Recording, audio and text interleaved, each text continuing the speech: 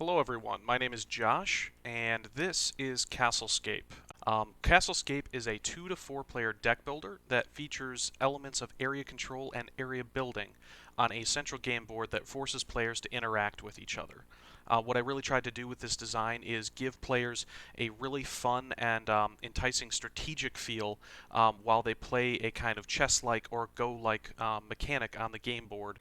So, CastleScape is about a group of guild owners, the players, who have been contracted by the king to build him a castle. Over the course of the game, these guilds will interact with each other a lot, and they'll actually have the chance to do some sneaky deals and stab each other in the back kind of thing as they're playing this game. The goal of the game is to get the most points. The primary way of scoring points is by actually building the castle for the king. So how it works is you take these wall pieces and you place them on the game board. You're gradually going to work to enclose areas that are called baileys. A bailey is just an enclosure within a castle. And so baileys, when they're completed, are worth the amount of points shown for the spaces that they enclose. So naturally, as baileys get larger, they're worth more points. And therefore, players are incentivized to build them as large as they can to enclose the most space. How you actually determine who scores is by placing recruits on the game board. So we have different player colors, and they're going to be placing these recruits on the game board. As soon as the last wall is placed, you're going to count up the influence generated by those recruits. Everybody on a wall is 2 influence, everybody on the ground is 1 influence, and award the points to whoever has the most influence in that bailey when it's completed. There are, however, a few twists when placing recruits on walls. The first twist is that you can't place your recruits directly on top of a wall. They must instead be placed on the ground and eventually have walls built underneath of them. Whenever a wall is built on top of a recruit, that recruit goes to the top of the wall. This is the primary way that you get them on top. The second twist is that you must place all walls before building any recruits that turn. That means you have to build walls first and then place your recruits.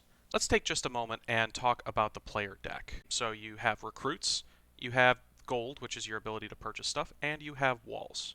Recruits are the little cubes that you place on the game board to generate influence for your guild.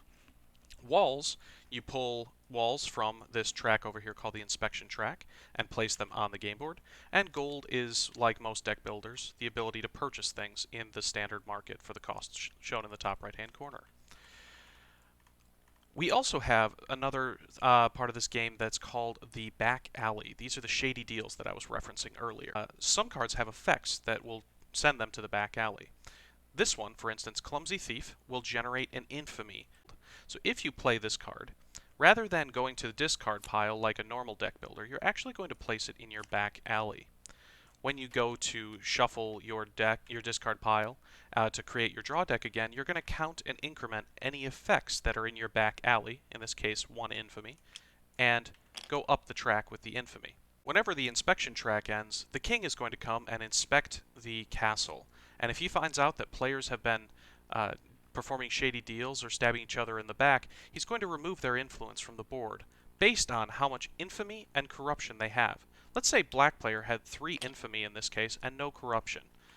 What's going to happen is the black player is going to have to remove 3 influence from the game board. That might look something like removing this guy, and they go back to his bag.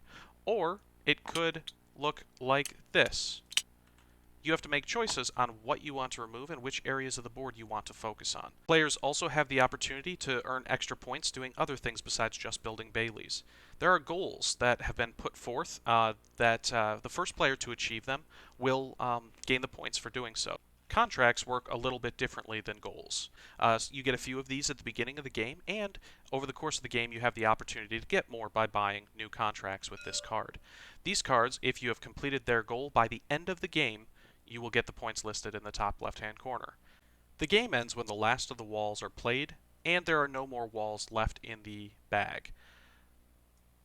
Place these on the game board, and then that player finishes their turn, and the final inspection will occur. Alternatively, if the players spend more time buying cards than placing walls on the game board, if the rotating market ever runs out, you have one final inspection, and the game is over.